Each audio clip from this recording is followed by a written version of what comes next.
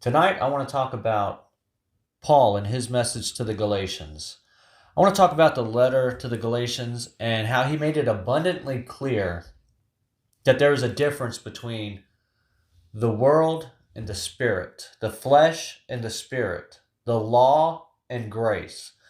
Paul made it abundantly clear that there is a difference, and he used several ways to do this.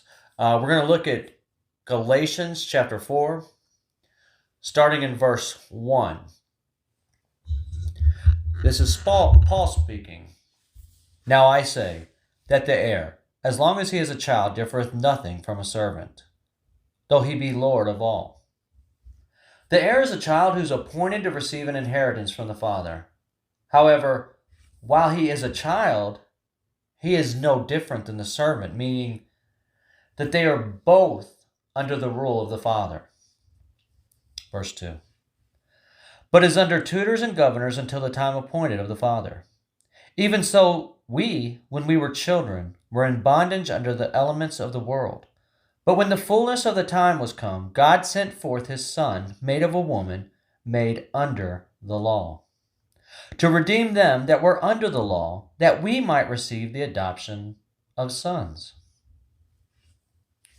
We were under the bondage of the world, meaning the flesh or the law.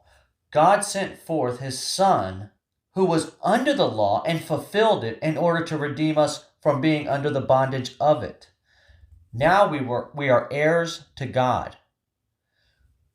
We are to receive the inheritance that God gives us after we die and we are uplifted up into heaven. 6. And because ye are sons, God hath sent forth the Spirit of his Son into your hearts, crying, Abba, Father. And because we are sons, God gives us his Spirit, and he places it into our hearts. We are under grace, and his Spirit leads us now.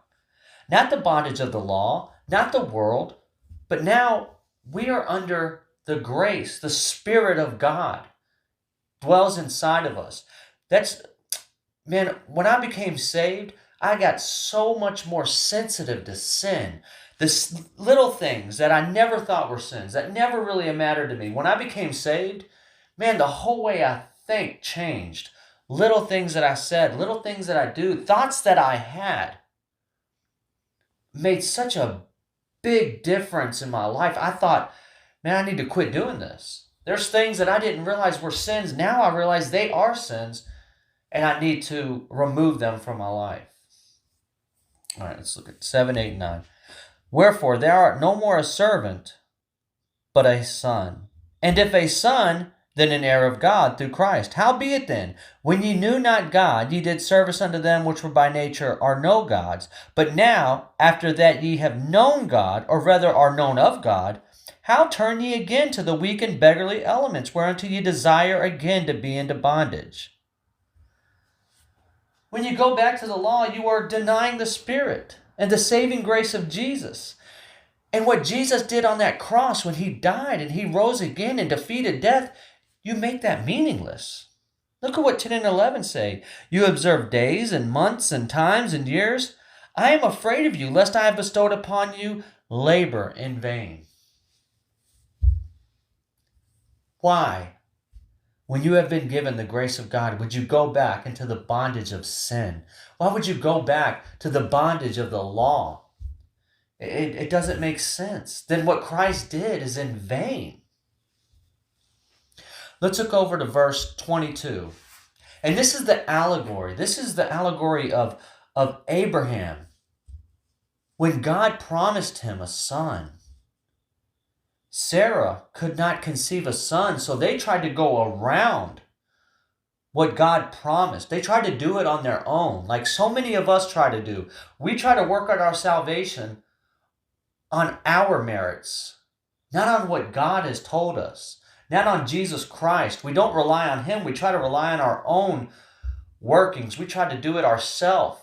When apart from Jesus Christ, we are weak, sinful, corrupted people. We cannot do it on our own. We need the grace of Jesus Christ. But what happened is Sarah gave Abraham his bondservant a woman to conceive a child, even though God already promised them a child. They tried to go around what God said, and they didn't believe that Sarah could conceive. So they gave Abraham the bondservant to have a child with. And they tried to do it with her. Let's go ahead and read. Starting in verse 22. For it is written that Abraham had two sons, the one by a bondmaid, and other by a free woman. But he who was of the bondwoman was born after the flesh.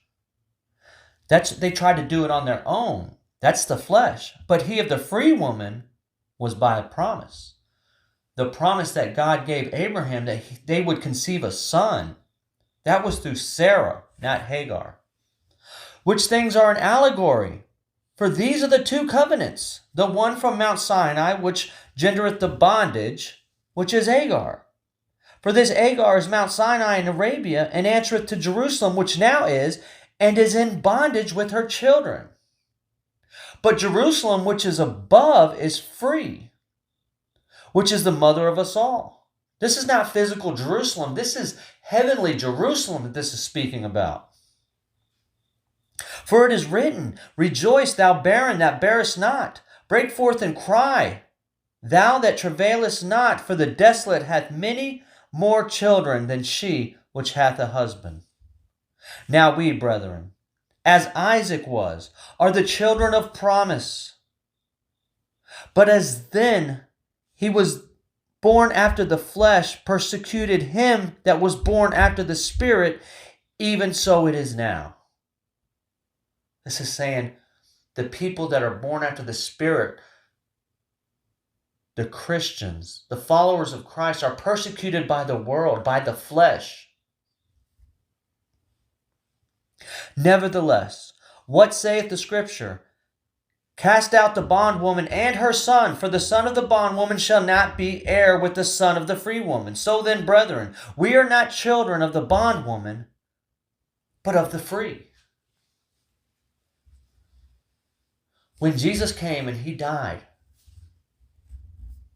and resurrected, he defeated death.